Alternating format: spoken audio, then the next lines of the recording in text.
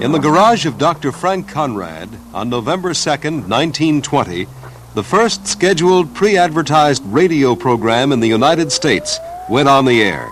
Station KDKA was broadcasting returns of the presidential race on the evening of Election Day. From a humble beginning in a Pittsburgh garage to the sumptuous studios of the national radio networks in New York, Chicago, and Hollywood, these are the years we refer to as the golden age of radio. Here's the Manhattan merry-go-round that brings you the bright side of life, that whirls you in music to all the big night spots of New York town, to hear the top songs of the week sung so clearly you can understand every word and sing in your time. Al Kemp on the air for Griffin. It's time to shine. Shine your shoes anyway. Tony Home Permanent presents The Golden Age of Radio is brought to you tonight by Burritt Mutual Savings Banks and WTIC. And now your host, Dick Bertel. Good evening, and with me once again is the man with 2,500 hours of old-time radio memories on tape, Ed Corcoran. Ed, we have a special guest tonight, don't we? Yes, a guest that I'm sure everybody in the country knows by sight and by sound. I speak of the very great and very lovely, by the way, Fran Allison. Fran, it's awfully nice to have you with us on the program. Oh, thank you, Dick. I'm just delighted to be here. And we want to share in your radio and your television career. Certainly everyone knows you from Kukla, Fran, and Ollie. I was just trying to think back to the first time that I saw that show, which would have to be when the cable was connected between New York and Chicago. It would have been the very first part of 49. That's when I first fell in love with you. You might bless your probably heart. Didn't know that until this moment. But Fran, we want to talk not only about Kukla, Fran, and Ollie, but about your marvelous radio career, which takes us all the way back to the early days in Iowa. Where and when? Well, when I left after 2 years of college, I went to teach school, and I did teach school for 4 years. And my brother is a musician and was at that time with an orchestra, which was broadcasting from Waterloo, Iowa, over station WMT. And they asked me to sing on one of their programs, and I met the program director of the station. So he said, well, we'd just love to have you come and work on the station and do some programs. And if ever there was a misnomer, it was the term which they applied to a program for which one was paid nothing. It was called a sustaining program. So finally I said to Mr. Dumont, I said, Joe, I'll tell you, I can no longer sustain myself with this kind of remuneration. We have to put it on a paying basis. So he said, well, Fran, let me see what I can work out. Now, we have a half hour in the morning from 8 to 8:30, and I'll give you that half hour, and Lou Webb will play piano for you, and you can sing songs, and then you'll read, here are the spot announcements that ordinarily would go in that time. You will be responsible for these. If they expire, you'll have to see that they're renewed, and hopefully you'll go out and get new business. And I said, well, that doesn't really sound too tough at all. And he said, and you'll write the spots, too. I said, well, I can do that. I know I can do that. And I said, now, how much do I get for this? He said, $10 a week and 10% commission. I finally ran that up with commission and all to the magnificent sum of about between $35 and $40 a week. Good for you. And the manager of the station thought that was much too much money to be paying a lady, so he put me on a flat basis of $30. So I then didn't work quite as hard as I had worked before. That's usually what results. But anyway, I was with that station for 4 years, and they suddenly decided at home, and my town was a town of, I think it was about 1,400, And they decided to have a reunion of all the people who had graduated from high school there. And I got my notice of the event along with a request to sing at the banquet. And Mother said, "You do it, Francis, or they'll think you're stuck up." So I did it. And the speaker of the evening was a wonderful man, Mr. Bennett Chappell, and he was vice president of the American Rolling Mills in Ohio, and was, in the old-time radio, the Armco Ironmaster. Ed, you should remember him. So he came to the radio station the next day and told me that he had some very good friends at NBC in Chicago, and he would like to bring me to their attention. And so I thanked him very much, and I should not have been surprised never to have heard any more. And within a week, we had a call from NBC asking if I had any kind of audition material which I could send in. Then they asked if I could come in person. And I did, and I auditioned, and within a week I got an offer as a staff soloist. And now, along with, I was doing really not too much singing of a ballad variety at that time. I was doing more selling, and Aunt Fanny had come into the picture. And she arrived by accident. Tell people that this is the Aunt Fanny of the Breakfast Club. Of the Breakfast Club, Right. Don McNeil's Breakfast Club. But she first saw the light of day in Waterloo, Iowa. And there was, no longer is there, but there was, in Waterloo, Iowa, the Galloway Implement Company, which was the largest company selling directly to farmers.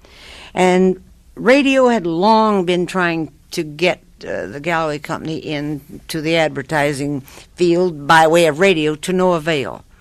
And finally, one of the announcers at the station said to me, I'll bet they'd buy Aunt Fanny. And I said, who's she? Because I'd forgot that I was Aunt Fanny 2 years before, just by accident, once on a program. And I said, oh my gosh, maybe they would. So we together drummed up an idea whereby we'd have a 5-minute program.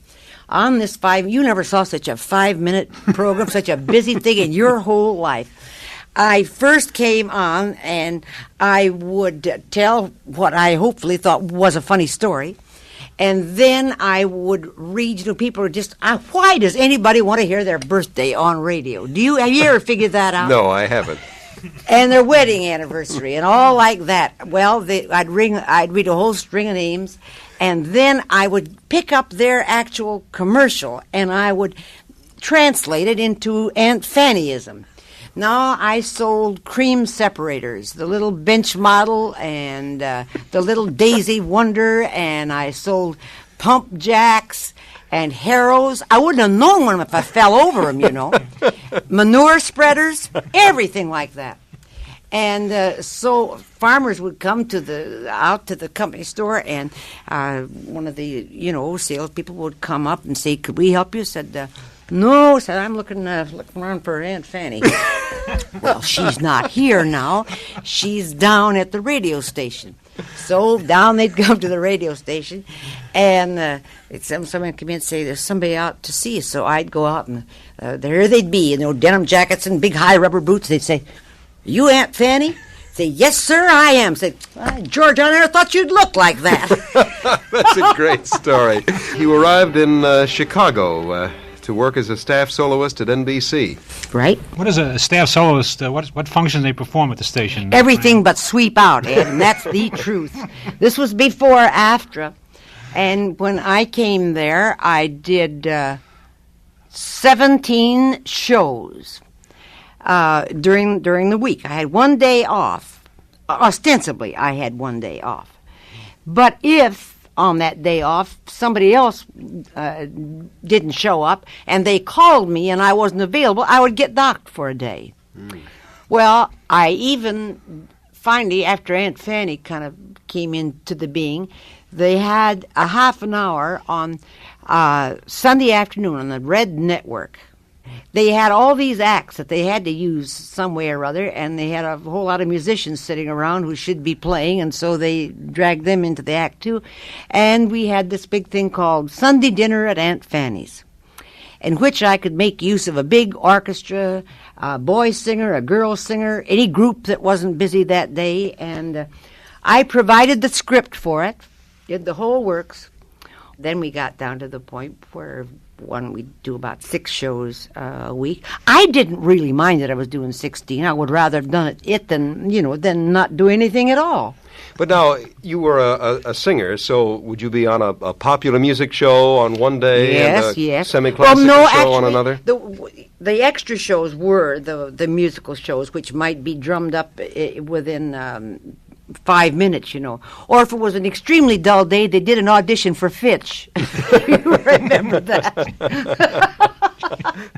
But my real assignments were, one week I did Breakfast Club, the next week I did Club Matinee.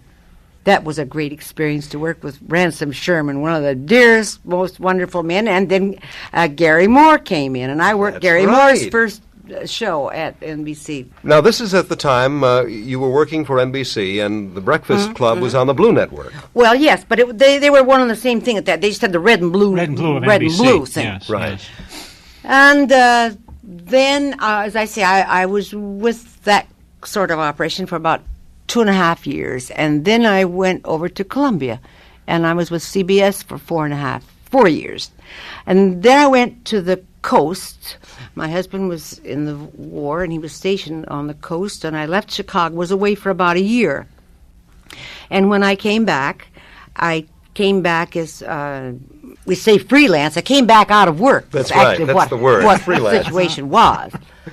And a friend of mine, Nancy Martin, was on Breakfast Club at that time, and she said, "Oh, Franny, come on down, because Don would just love to see you." So I went down and I saw everybody. But this time now they're going great guns, and they have an audience, And he said, "Why don't you be in the audience?" And he says, "Why don't I interview you as Aunt Fanny?" He said, "Would you do it?" And I said, "Sure." So I did, and when we got through, he said, "My gosh," he said, "Fran, I'd forgotten how darn funny she was."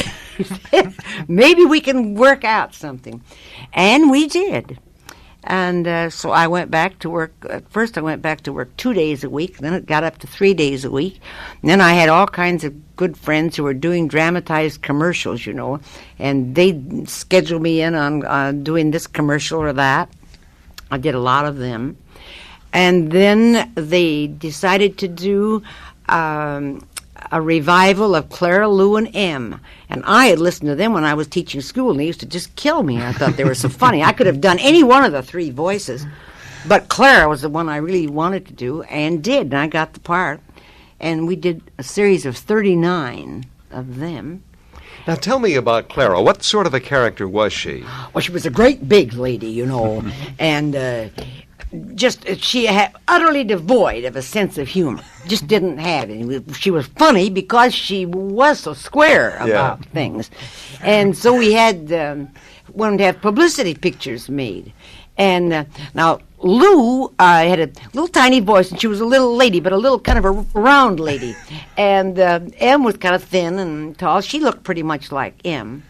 And so now it came to me, and we'd always talked about, because Claire was always going to go on a diet, And so they got some awful-looking house dresses for us to put on.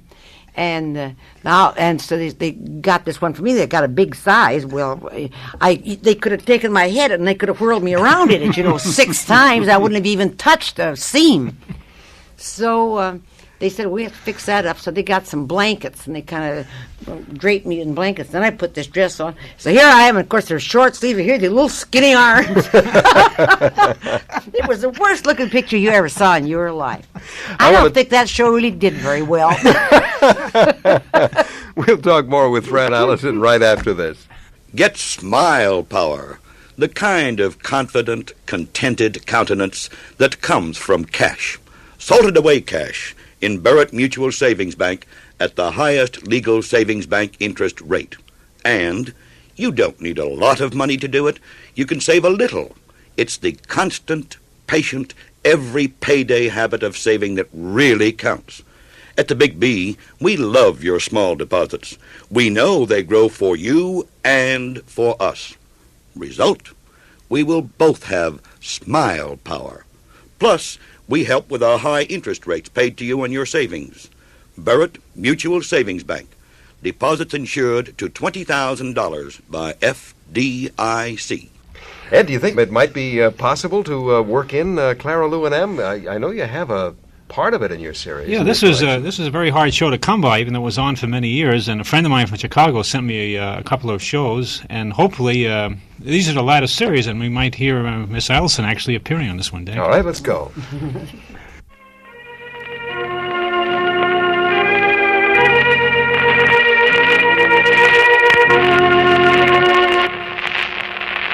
Pillsbury Flour Mills Company, millers of Pillsbury's best in rich flour, have the pleasure of presenting that delightful trio of female zanies, Clara. Well, hello, girls. How are you? Lou. Just fine, Clara. Just fine. And Em. Well, good night, girls. Here we come again. Yes. Just a minute, girls. Take it easy. I know you're all thrilled and raring to go, but you'll have to hold back long enough to let me tell your thousands of fans something about you. You see, ladies, while it is important that you use the right flour in all your baking, the Pillsbury people decided it was equally important during these hectic war times that you should have plenty of hearty laughs and chuckles to help lighten your day. And that's why Pillsbury is bringing your old favorites, Clara, Lou, and M, back on the air every Monday, Wednesday, and Friday, just to help you relax and forget your cares. So right now, drop whatever you're doing. I promise you'll be in stitches in a jiffy. Woo-hoo. Girls, come here, quick. Well, of all people, Clara Roach is actually upset. She just yoo-hooed loudly out the back door for Lou and Em to come quick. Well, if I know the girls, they won't let Clara down. They'll... Oh, yes, I know it. Here comes Em. She's hurrying in through Clara's kitchen door. She says... Clara, honey, what's the matter? You ain't sick, are you? No, Em, I ain't sick. Where's Lou? Well, she was right behind me. Oh, here she is. What's talking about, Clara? Oh, girls, I've had a terrible shock. The awfulest thing has happened to me. Oh, Clara, are you all right? You're acting awfully funny. Look on that pantry shelf. Up there, up on the top shelf. Oh, how nice and neat. Oh, Clara, you're such a lovely housekeeper. No, look up on the top shelf. Can't you see it? Oh, a lot of jam and jelly and a roaster and a sack of sugar. A sack of sugar? A 10-pound sack of sugar. Em, I never knew I had it. I'm as innocent as a babe. Oh, Clara, where did you get that? I stood right beside you that day we went to school. Heard you give your weight. And you said 4 pounds of sugar. I know it. And I give my weight right, too, didn't I, Em? Yes, I was very interested. Well, that ought to prove to them that I never lied about my sugar if I give them the right weight. Well, Clara, how did you come by so much extra sugar? Lou, I don't know. About 20 minutes ago, I started to clean off that shelf, and I seen this thing sitting there. Why, I could have dropped dead. I never bought it. I never put it there. I never even knew I had it. Oh, why, Clara. Oh, honey, this is awful. Why, the FBI? Oh, my, what is it? $10,000 fine and 2 years imprisonment? Oh, my Clara Roach, that makes you just like a criminal. Oh, I know it does. I can't even take it and dump it in the garbage can. I might get caught. No, Clara, you'd ought to put your hat on and go right down to your ration board and lay your 10 Now, Em, I ain't going to do it. I am as innocent, and I ain't going down there and get mixed up with the ration board. Yeah, FBI would get you. I wish you'd quit bringing up the FBI, Em. After all, I ain't did anything. No. I'll tell you one way I thought of that I could get rid of it. Why don't I just take it and divide it up? Give you 3 pounds, Lou, and Em, you take 3 for... Oh, no. Oh, Clara, I'd be a criminal, too, then. Oh, I don't think I'd ought to touch it. Well, then you take it, Em. You got a big family. Oh, I won't need it, Clara. I'm trying all the time to work out receipts that don't use no sugar. I'm working on a cake. Em, you ain't going to go back to that eggless, milkless, butterless cake, are you? Go back to it? Why, Clara, I never left it. Oh, that's a delicious cake. That was the finest thing Mama got out of the last war. That receipt for eggless, milkless, butterless cake. Oh, do you think so, Em? I never really cared much for it.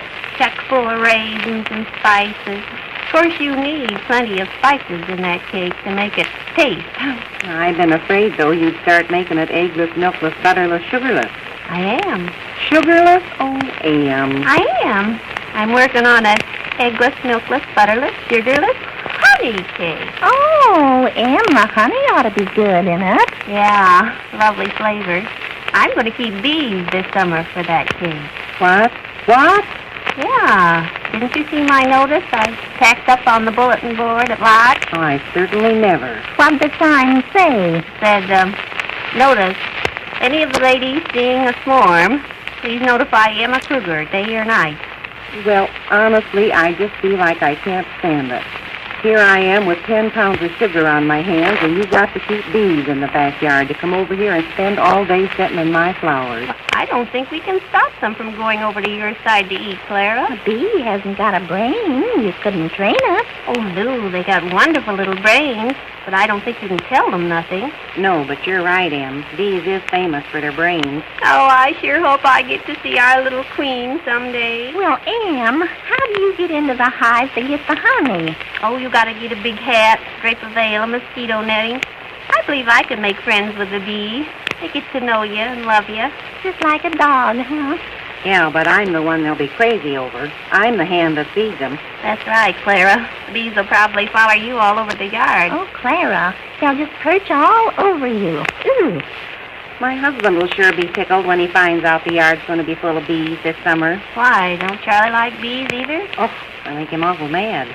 Oh, and listen, girls, whatever you do, don't leave it get out to Charlie about that 10 pounds of sugar. Well, Clara, we've got to help you out of it if we can. If you go to jail, I feel I like... ain't going to jail. Not even if I have to live the rest of the war with 10 pounds of sugar buried in my heart. We'll return to our guest, Fran Allison, right after this. Barrett Mutual Savings Bank asks you this question. Why should you save? Barrett Mutual Savings Bank will also try to answer. The reasons for saving are almost endless. 1, it can open the door to your new home. 2, it can give you the means to new furniture, a new car, a boat, a vacation. 3, it can help send your children to college. 4, it can give you that glorious feeling of independence and prosperity. Don't ever feel that you have to have large amounts to save. At Barrett, deposits as small as $1 are welcome, really welcome. Start now and save for all these reasons and perhaps some of your own. If you can't save a lot, save a little. At Barrett Mutual Savings Bank, where deposits are safe and earn good dividends. Start your account tomorrow. Member FDIC. You're listening to the Golden Age of Radio on WTIC in Hartford. Tonight's program is brought to you by Barrett Mutual Savings Bank and WTIC.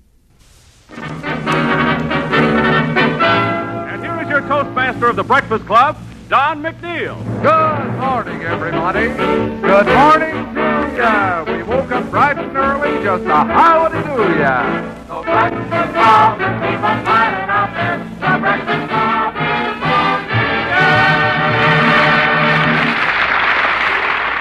Fran, I do want to talk to you specifically about the Breakfast Club because I think that for those of us in the East, we best remember Aunt Fanny on this show. What was the physical setup?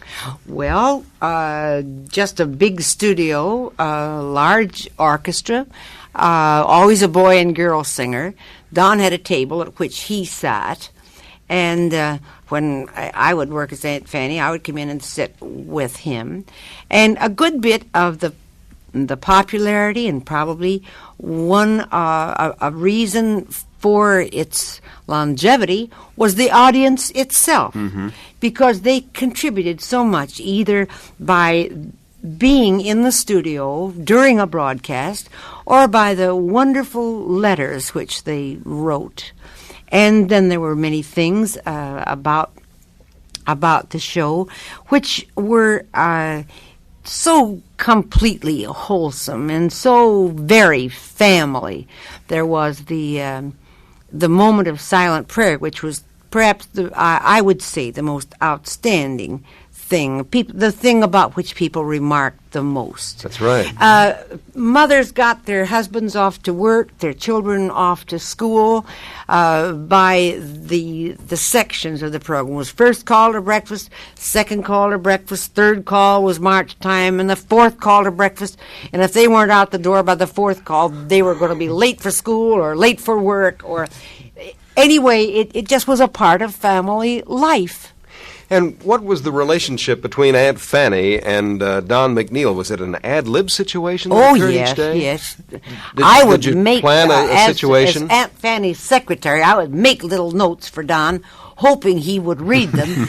Rarely did he do that. But it worked out well. He loved Aunt Fanny. Did Aunt Fanny ever use the telephone, for example? Oh, all the time.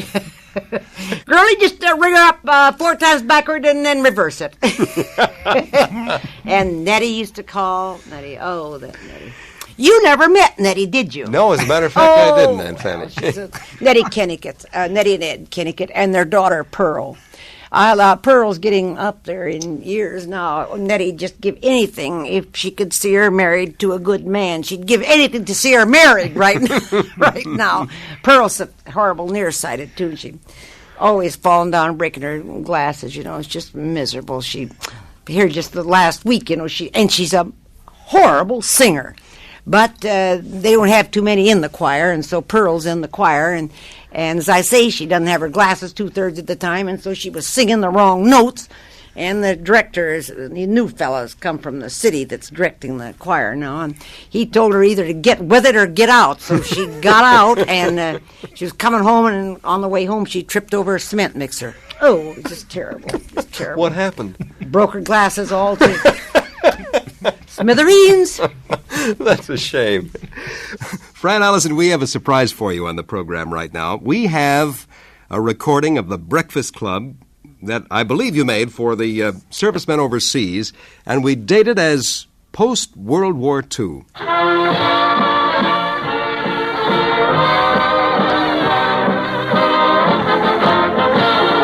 Good morning, Aunt Fanny. Merry Christmas to you. Happy Hollyberry to you. Your calendar's kind of slipped the cog again, ain't it? Yes, but not for those boys. Christmas in September. Yeah. I'm kind of sorry, though, that you've done this. Oh? Because now Nettie will start asking me, what are you going to get me for Christmas? And she'll finally get on it so bad that I'll say, none of your blame business. Yes. And if you wasn't such a good friend, I wouldn't tell you that much. Nettie would like to have a tape recorder. Oh. Yes, because she's getting to where she hears everything, and she can't remember it. So she'd like to put it down. She goes to beauty shop twice a week. She's a great one to get beauty treatments, She likes to take she gets a face full of mud and an ear full of dirt at the same time. She wants your tape Oh, she's such a good woman. Yes. No, I don't like to talk about her, She's always trying to make you feel at home, when you come to her house. Which is kind of crazy, because if you wanted to feel at home, you'd have stayed there. Well, sure, in the first place, yeah. Does it make sense? Yes. And she's always talking about health foods, brain foods, and all that kind of stuff. Fish, she says it's a great brain food. I've heard that. Have you heard that? Mm-hmm. I don't think it holds up. Don't you? No, I've knew people to eat fish all day Friday, and then go out the next day and do the silliest things in the whole world. Is that so? It's like people, though, I guess, that sows wild oats all week, and then goes to church on Sunday and hopes for a crop failure. I don't know. Anyway, well, doesn't make any difference. No. But now, do I get this straight? They don't hear this wonderful, great big show of yours until Christmas morning? This particular This one particular is one. for Christmas morning. Well, Jing, I'd have time to knit up a pair of socks, wouldn't I? Sure. For Nettie's nephew, Is he Throckmorton. in the service, is he? Yes, he's over there in Germany. Oh. I knit him a pair last year. He never wore them. Didn't he? No, and I took a lot of pains with them, too. Why do you suppose? Oh, I don't know. Well, there was maybe a few knots here and there yes. where the thread broke and I tied it, you know. I see. They was naughty, but they was nice. Well, yes. Yes. Well, I haven't thrown one of them in for so long, thought I'd just get back to I it. don't know. And there was a why hole go in along the with this toe. stuff. I don't know. So he can get into them from either end. Oh, open-toe job? Wouldn't you like to have a pair of socks like that? Well, sure I would. Fella ought to be pretty bleem grateful to get a wonderful hand-knit job like that. I would love a parasol. Well, to heck with him. I'll knit them for you. Oh, no, don't bother. Don't bother. We'll talk more with Fran Allison right after this. Buying a new car in 1972? If so, bank credit may cost you less. At Burritt Mutual Savings Bank, we offer low-cost, convenient auto loans, but we can do more than just put you on the road. We help you establish credit with a bank. We give you cash buyer leverage, and above all, you either start or continue a relationship with a large and progressive mutual savings bank.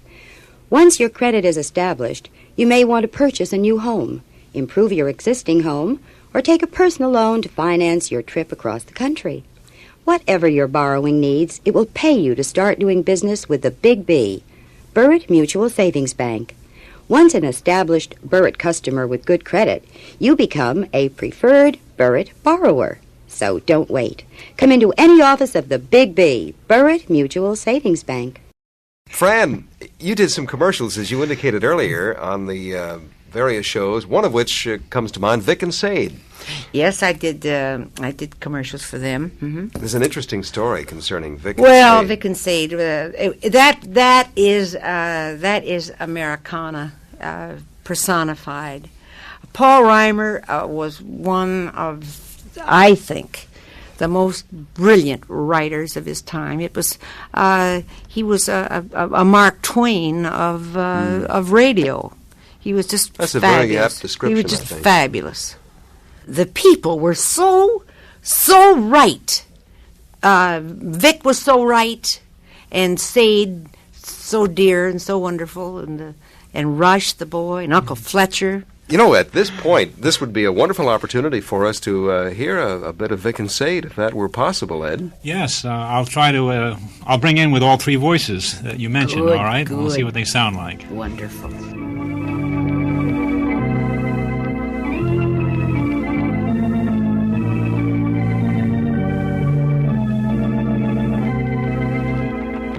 By Mr. Victor Gook and his son, Mr. Rush Gook. The former is established at the library table, busy with some paperwork he's brought home from the office, while the latter, gelatinously athwart the Davenport, somewhat sluggishly glances through a volume of vigorous fiction. And at length, after a silence of considerable duration, one of our friends observes, That was a funny train of thought. What? I just had a comical train of thought. Indeed. I've got a chunk of apple stuck on my left cheek, and for the past hour I've been planning to stick my tongue out and snake it in. And just when I got the energy all pumped up to go ahead with the operation, my brains got all kind of warm and sticky and comfortable, and my muscles relaxed, and I wasn't much more than a half-wit. The sensation lasted for maybe 20 seconds. You're recovered now? Yep. My brain power returned with a rush, and once again I'm a complete half-wit. I mean, I'm a complete whole-wit. Do I mean complete whole-wit? Do I mean complete whole-wit or complete half-wit? I'll answer my own question. Complete whole-wit. Naturally, I'm not any complete half-wit, just an ordinary half-wit. Hey, what am I talking about? I thought we agreed not to do any talking at all. By George, so we did. I forgot. It's like this every time I bring homework from the office. Well, I'll give you an explanation as to why. Why do I bring homework from the office in the first place? I do it because I figure it's quieter here and that I can concentrate better. You know that. You ought to know it, because I've told you 40,000 times.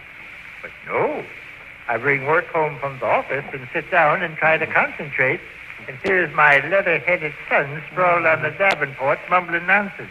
Consider yourself banished from the house until supper time. Go. We won't talk, we won't argue, we'll simply part on friendly terms and hope that in the future...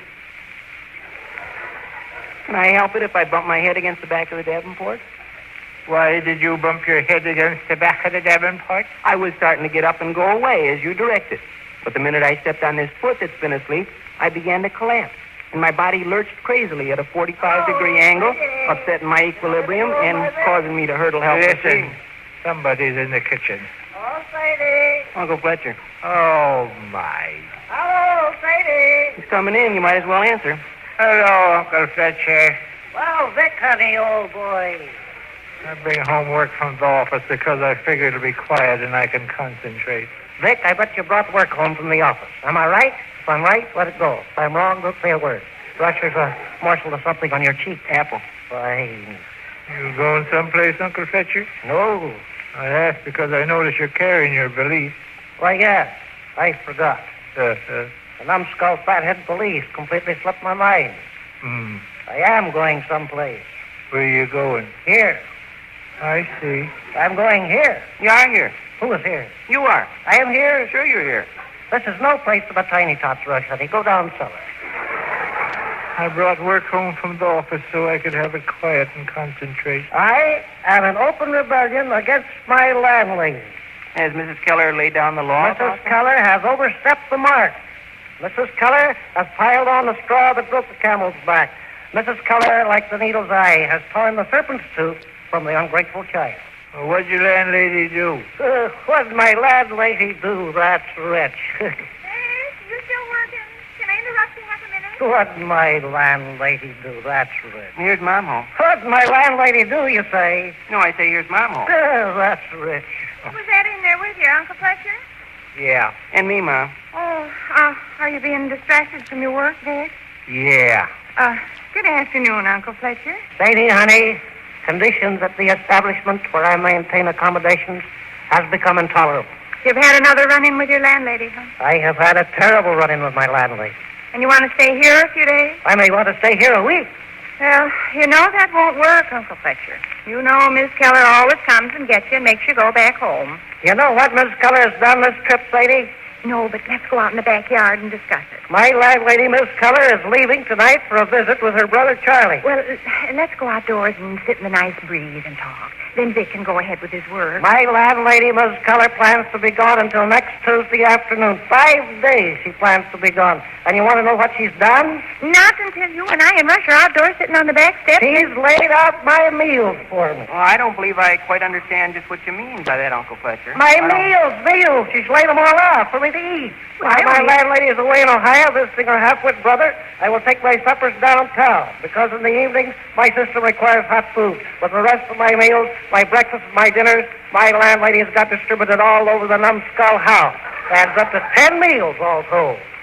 You see, there's breakfast and dinner tomorrow, Saturday, Sunday, and Monday. That's 8. And breakfast and dinner on Tuesday is 2 more. She gets back home Tuesday afternoon. 10 meals all told. And them meals is distributed all over the fathead house. What in thunder are you talking about, Uncle Fletcher? My meals. I expect you know what meals is. I have a rough idea, but I know what he means. Go down, cellar.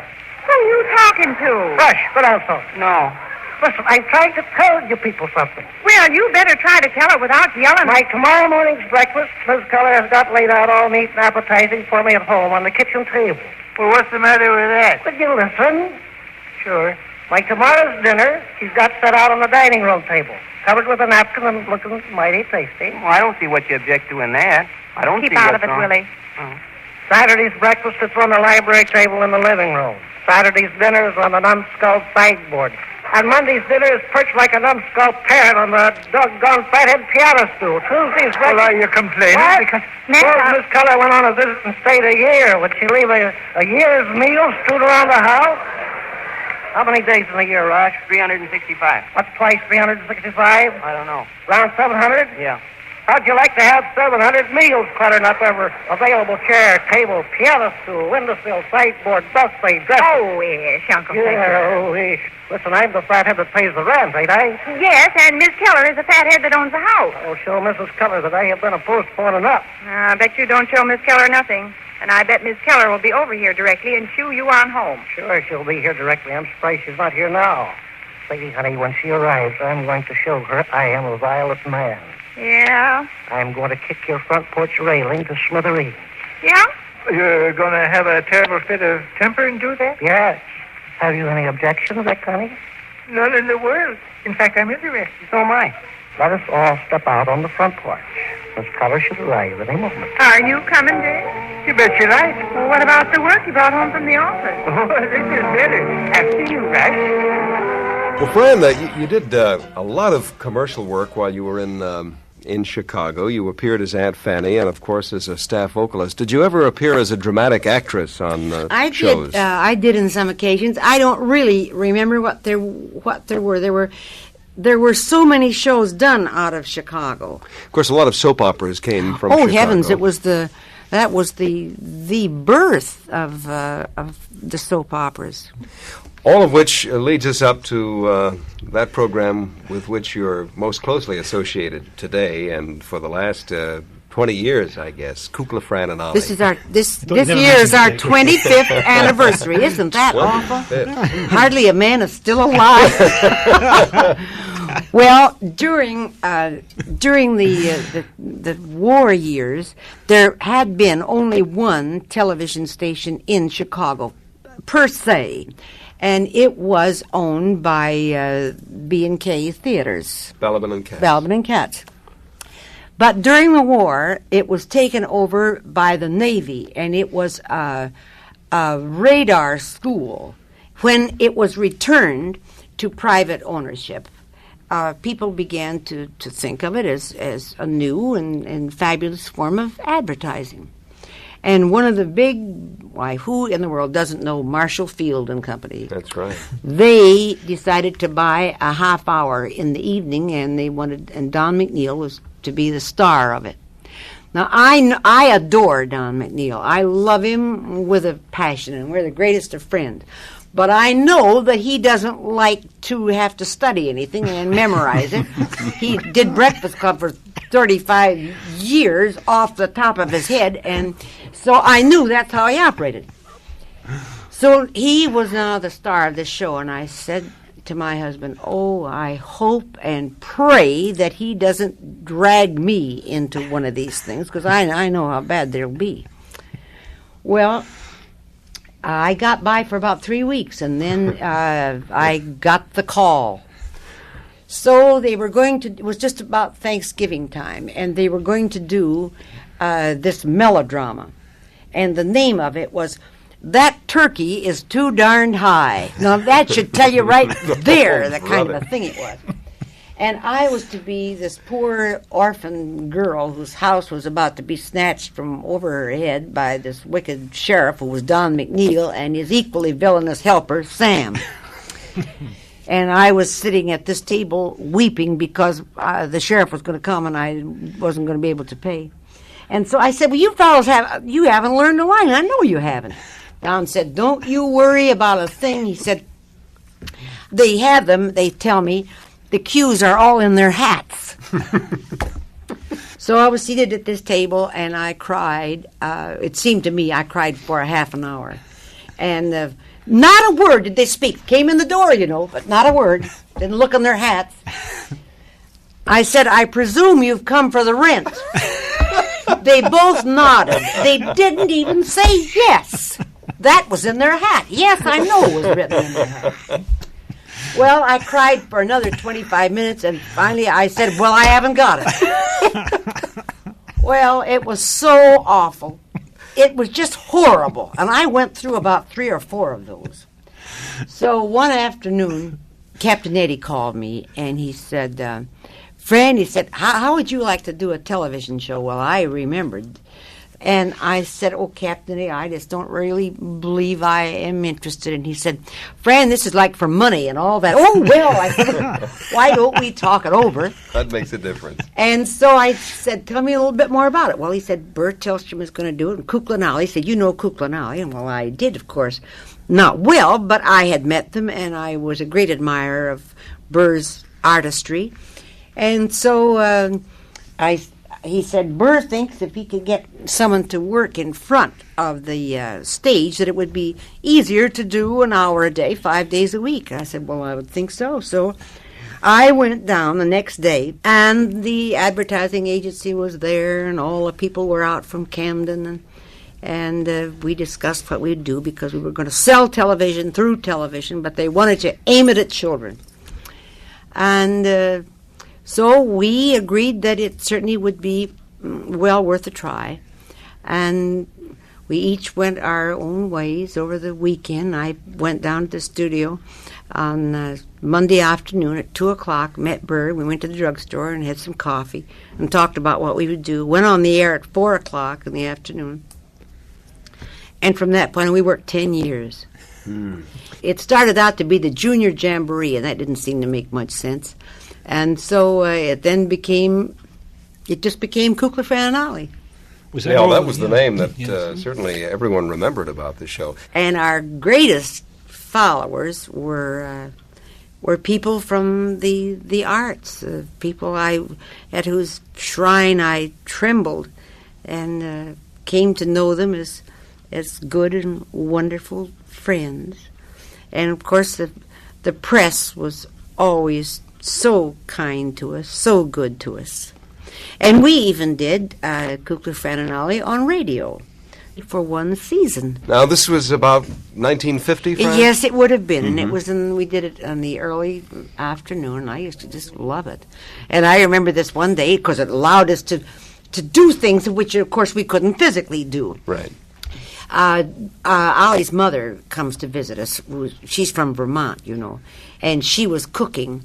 And so she was making these cookies, and so I said to her, Mrs. Dragon, do you always put string beans in your cookies? And she said, no, only when watermelon isn't in season. So now the favorite thing now we have is the string bean cookies. We always tremble when Mrs. Dragon comes to visit. But it allowed us to do real, wonderful things. We could go places which, of course, we couldn't go. Although in the last series that we did for NET, it was possible electronically to do a thing. We had Christmas. We had all the Kuklapalatans singing Christmas carols. And, electronically we could pop up two at a time until we had the whole group singing. And it was just great. It was wonderful. And basically, was the show ad-libbed on television? Yes.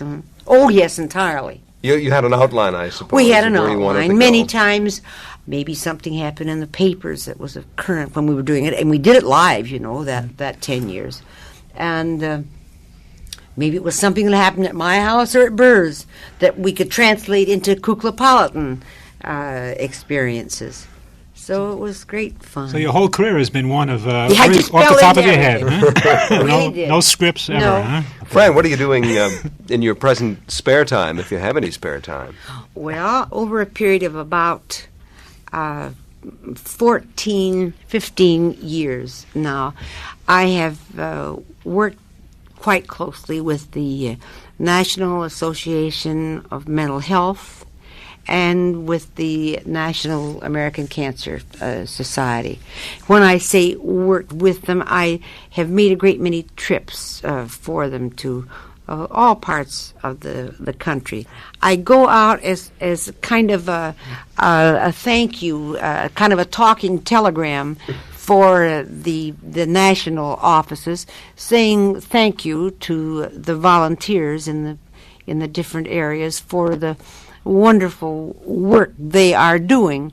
And it simply draws the attention of the community to the work which is being done by all too few, and in which they could have an active contributing part, Well, I'm sure that's greatly valued by them. Fran, Allison, it's been great fun visiting with you, and I thank you so much for sharing your marvelous career with us. What a lot of fun the two of you must have. I think that's great. All kinds of good luck to you. Thank you, Fran, Allison. This is Dick Bertel. This is Ed Cochran. Good night. Tonight's edition of the Golden Age of Radio was brought to you by Burritt Mutual Savings Bank and WTIC. Studio engineer Bob Shirago. The program was edited and produced by Brian Hartnett.